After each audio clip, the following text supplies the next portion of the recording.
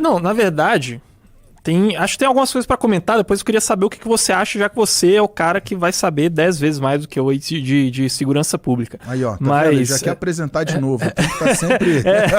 Então é o vício aqui, né?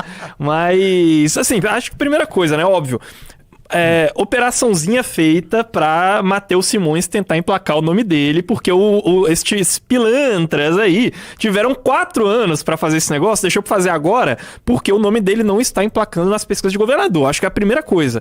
Podia ter feito isso antes do Comando Vermelho chegar em Minas, que eles deixaram chegar, antes do PCC, do TCP chegar em Minas. E em BH hoje, o que mais se vê são pichações do Comando Vermelho, algumas do PCC também, dependendo da região ali da Rota Caipira é mais do PCC. Então assim, acho que a primeira coisa é essa, né? Podia ter feito antes de começar isso e antes dele ter percebido que ele não ia ser um grande sucesso eleitoral. Evidentemente, ele está tentando replicar o que foi aquela popularidade do Cláudio Castro, quando ele fez aquela operação lá no Rio. Só que assim, o Matheus Simões, ele é muito... Assim, pro cara ser menos carismático do que o Cláudio Castro, ele tem que ser assim, um poste, sabe? Um bloco de tofu, um negócio assim, um bloco de gelo. E ele consegue ser. E eu não sei se ele tá ganhando todo esse apoio aí com essa operação, viu? Pelo menos não é perceptível pra mim isso. Então, eu vou trazer aqui uma percepção, cara. Você falou uma coisa muito importante, tá? Por exemplo, na aviação, a gente trabalha com prevenção. A prevenção, ela economiza muito na investigação. Então, o que você falou é muito importante.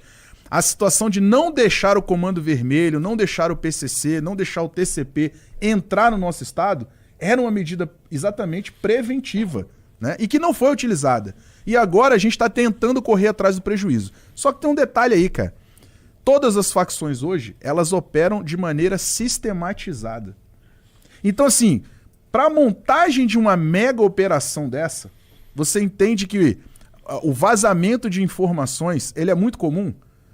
Aí eu pergunto, você está mobilizando uma quantidade absurda de dinheiro para quê? Para uma operação e ver se ela vai surtir efeito. Vamos ver a quantidade de efeitos que vai surgir essa operação. Porque é o seguinte, a segurança pública não se combate com uma operação estanque.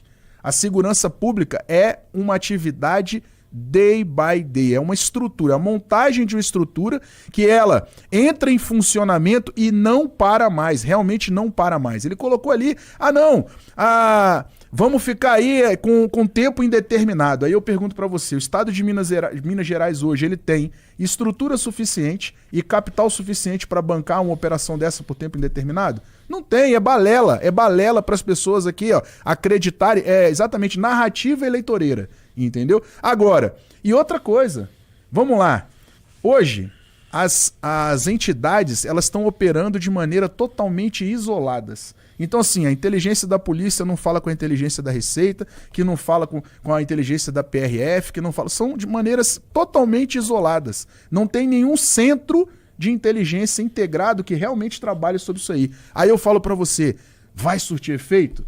Você vai fazer frente ao inimigo que ele tá já operando há algum tempo de maneira totalmente sistematizado? Não vai, cara. Não vai. A gente realmente tem que, primeiro, criar uma estrutura para depois a gente começar a colocar as operações muito mais cirúrgicas do que esse tipo de grande operação para todo mundo ver.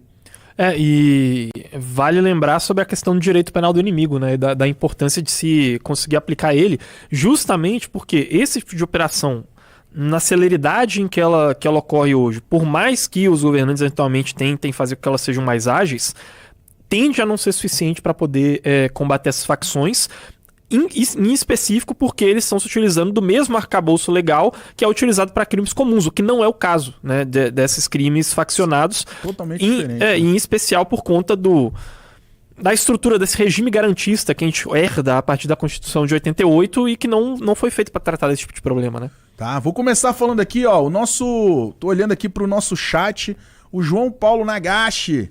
Salve grandes líderes, Carlos e Coronel Neg. Grande abraço, João Nagashi, tá lá no norte de Minas Gerais. Gente boa pra isso aí, ó. E este canalha do Saruf me chamou de monarca e o Ederson me chamou de galo frito. Eu queria deixar a minha nota de repúdio aqui pra eles. Olha aí, o nosso Caio Santos falando de quem não é assinante Valete é Bobson. É isso mesmo? Bobson, o quê? Filho do Bob? Olha só, né? Bobson é filho do Bob, né? É de Bobo, é a Corruptela. Veio então tá, da beleza. mente de Renan Santos também, essa daí. E aí, consegue lançar pra gente aí a nossa segunda pauta? Importante a gente falar. Olha aí, ó. É ali, vai trazer pra gente. Traz pra Bobson. gente aí, ó, o Bobson. É importante a gente salientar também o seguinte, cara. Prender muito não significa desarticular uma facção, não significa prender lideranças e também não significa ocupação de território, né? Então, às vezes, o cara vai lá e ele pega 100 vaporzinho ali que, de repente, pô, o cara não tem nem tanta influência dentro do movimento. Não desmerecendo a prisão. Mas o mais importante de uma operação é você entender o efeito desejado dela.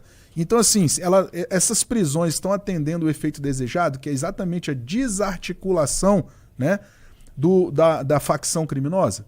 Será que ela está atendendo isso aí? Porque, prendeu 1085, beleza. O que ela desarticulou? O que ela mexeu em relação à liderança do PCC? Entendeu? O que ela fez em relação à desarticulação financeira da facção dentro do estado de Minas Gerais? Esse tipo de assunto, ninguém traz à pauta. Esse tipo de resultado, ninguém traz a público, entendeu? Não, eu prendi 2.000, eu prendi 3.000. E outra coisa, eu tô prendendo 1085 dentro de um sistema carcereiro que não tem nem vaga para todo mundo. Ou seja, a gente não tem nem estrutura para isso tudo. Que é um negócio que acontece pelo seguinte, são dois discursos que propriamente não refletem a realidade. Eu ia usar uma palavra melhor aí, mas me fugiu agora da cabeça. Que é o seguinte, do lado da direita, você tem aquela ideia de que quantos que cabem na cadeia? Se colocou 30 é porque cabe 30. Né? Quantos que cabe ali naquela cela feita para 5 pessoas? Se coube 30 é porque cabe 30. E aí a gente não tem que colocar recurso para poder criar presídio, porque senão vai estar dando vida boa para esses vagabundos. Do lado da esquerda, tem aquele discurso que é tão demagógico quanto, que é dizer que você criar mais cadeias não vai resolver, que você não pode investir em mais presídios, porque você tem que investir em mais escolas. E tem uma percepção geral da população e dos prefeitos que é de não querer construir presídios perto dos polos populacionais, porque a população se sente segura. Então, no final, você tem uma percepção fisiológica que atrapalha a construção de presídios, um discurso demagógico de parte da direita que também atrapalha a construção de presídios e um discurso demagógico da esquerda que atrapalha a construção de presídios. No final, o que acontece? Falta vaga. E não tem como resolver o problema de segurança brasileiro sem que se construa novos presídios. Que em Belo Horizonte dobrou nos últimos 5 anos. Eu me assustei com Belo Horizonte a semana passada. Cara, hoje, a cada 150 pessoas que moram em Belo Horizonte, uma tá morando na rua. Então, me assustei. Real, eu conversei com o Gustavo. O Gustavo ficou me ciceroneando nesse... Até, vamos falar um pouquinho do Congresso, que é maravilhoso também, né? Então, mas ele me... E aí eu dei umas voltas em Belo Horizonte com ele, de carona, e eu fiquei assustado. Eu fiquei assustado com a sujeira da cidade, eu fiquei assustado com a quantidade de moradores de rua, eu fiquei assustado, cara, com as pichações absurdas em todos... Cara, na boa, é patrimônio histórico sendo pichado. Então, tipo assim, cara, que isso, mano? Se você for na Secretaria de Segurança Pública de Belo Horizonte, em frente a ela tem tráfico de droga. Então. Tô falando na porta, não tô falando assim num quarteirão depois. Na porta tem um ponto de venda de droga, em frente à Secretaria de Segurança Pública da cidade de Belo Horizonte, ali na Praça da Rodoviária. É louco isso, cara. É louco porque, quando você vê aquelas teorias de Heisenberg, ele fala exatamente o básico, né? É uma estrutura, é um local onde tem a limpeza, né? E aí quando você vê uma cidade como Belo Horizonte, cara, que na boa, é uma São Paulo do estado de Minas, é uma capital bem estruturada. E você vê ela daquele jeito, cara, real, você fica assim, triste. Mas eu acho que tem jeito. Você não acha que tem jeito, não? Tem jeito. O que tem que ser preservado. O estado de Minas Gerais, cara, hoje, até pela posição estratégica dele, né, ele é um estado que ele é um hub logístico. Ele é um hub logístico, coisa boa, mas ele também pode ser um hub logístico, né, do crime. E ele está se tornando um hub logístico do crime. Se você for ver, foi pego aí agora em Juiz de Fora, foi pego lá em Uberlândia, armamento de grosso calibre, cara. Pô, se o cara tem a segurança de estar dentro de um eixo de suprimento, trazendo armamento de grosso calibre, significa o seguinte, o que não está passando de pequeno calibre, de droga, de tudo, entendeu? Porque a segurança de logística de uma arma de grosso calibre, cara, Armas são caras. Então não é qualquer eixo de suprimento que você passa por isso aí. E se foi encontrado isso, tanto em Juiz de Fora, que aí entra o eixo penetrante que vem do Rio de Janeiro, vem do Comando Vermelho, né? Como também lá pro lado de Uberlândia. Então o que significa? Pô, peraí, Minas Gerais pode ser um hub logístico do crime. E esse é realmente um grande desafio pra gente aí. Eu quero fazer o seguinte, eu quero só falar sobre isso aqui. PF faz buscas na casa de Bolsonaro e a procura de armas. Operação fez varredura, mas nada foi encontrado. Exército informou desconhecer o paradeiro de 2 armamentos registrados em nome do ex-presidente. Então a Polícia Federal cumpriu o mandato de busca e apreensão nesta quarta-feira na casa do ex-presidente Jair Bolsonaro, em Brasília. Os agentes procuravam armas, munições e documentos de registro. A informação foi postada por um advogado de Bolsonaro e confirmada pela CNN com investigadores. Os agentes da PF permaneceram cerca de 1h30 na casa do Bolsonaro. De acordo com a postagem do advogado do ex-presidente, o mandado de busca e apreensão foi emitido pelo ministro do Supremo Tribunal Federal, Alexandre de Moraes. Carlos Bolsonaro, filho do ex-presidente, reclamou da operação. Ninguém aguenta mais tanta perseguição, injustiça e tortura. Pré-candidato a presidente pelo PL, o senador Flávio Bolsonaro condenou a busca e a apreensão na casa de seu pai. Durante a live no YouTube, ele relatou que sua irmã, adolescente, foi retirada do quarto para os agentes procurarem armas escondidas, o que teria causado constrangimento na família. Flávio acrescentou que a decisão de Moraes ocorre para dividir o noticiário, no momento em que ele está nos Estados Unidos pedindo a não aplicação do tarifaço pelo governo Donald Trump. Clara tentativa de criar cortina de fumaça neste momento que eu estou aqui trabalhando pelo Brasil. Por fim, o senador declarou que as informações sobre as armas foram apresentadas pela defesa. Desde sexta-feira passada, a defesa está informando. Claramente, com transparência, tudo foi informado ao Alexandre de Moraes. Cara, é brincadeira isso, né, bicho? Fala pra mim sobre isso aí. Essa desculpa de que foi pra poder apagar o noticiário não faz sentido. Até porque o Flávio, ele tá tentando colar essa ideia de que ele está indo para os Estados Unidos defender o PIX e impedir taxações, que do ponto de vista de estratégia comunicacional não vai funcionar, porque já colou nele a ideia de ser um cara, e no próprio Eduardo, né, principalmente começou com o Eduardo e aí colou nele, essa ideia de que ele é o sujeito que vai lá e vai defender medidas agressivas econômicas por parte dos Estados Unidos contra o Brasil, taxações, coisas desse sentido. Então assim, é meio que eles estão tentando agora fazer uma mudança de rota na forma como ele é percebido publicamente. O que não está funcionando. Essa ida agora do Flávio para os Estados Unidos tem sido patética, assim. Todas as idas dele, nenhuma delas tem funcionado para agremiar da Michelle também, mas principalmente do Nicolas. Né? Então, assim, tem funcionado para isso, mas não expande além daquela bolha dele. E aí, óbvio, o Alexandre de Moraes ele vai tentar pressionar em relação a isso. A grande vitória dele em todo esse processo foi conseguir calar o Bolsonaro, porque aí sem ter o Bolsonaro para coordenar, cada membro da família tá saindo para um lado, né? Em especial a facção nicolista junto com a Michelle Bolsonaro. Michelle, inclusive, que chega a chamar o Nicolas de filho 06 em alguns momentos.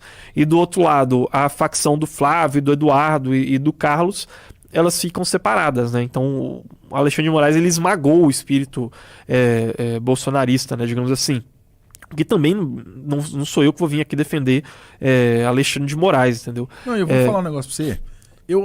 Quando eu começo a olhar isso tudo, por que eu quis colocar essa notícia aqui? Pra gente entender a grande estrutura de poder, cara.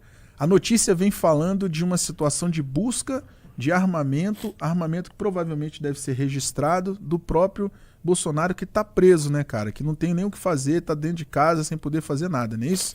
Aí eu pergunto pra você, olha só, a notícia traz isso, mas o engodo é alimentando uma estrutura de poder, que eu não sei se tá todo mundo trabalhando em conjunto, cara.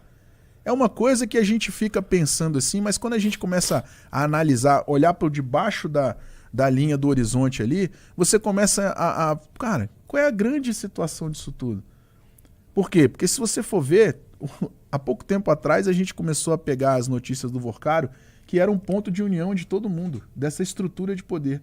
Então, ele alimentava um lado, alimentava o outro, alimentava isso, alimentava aquilo. Pô, será que esse cara realmente era um dos mandatários dessa estrutura de poder? Entendeu? Aonde você une uma ideologia de direita e uma ideologia de esquerda, tudo em função da busca de poder. É por isso que eu falo, cara, entendeu? Enquanto a gente realmente não criar uma estrutura de responsabilidade, entendeu? Um trabalho que está sendo muito bem feito pelo Kim Kataguiri dentro do Congresso, aonde ele olha, né, a função dele não como em benefício próprio, mas sim em função da população, em função populacional. Então o que acontece? Enquanto a gente realmente não criar uma estrutura de responsabilidade, dificilmente a gente vai conseguir se contrapor a essa estrutura de poder. Por quê? Porque é uma estrutura de poder que ela envolve toda a parte do poder decisório, que é o poder político de uma nação. Então a gente tem que se atentar a isso, deixar de ser, espectador, deixar de ser passageiro dessa situação toda e a gente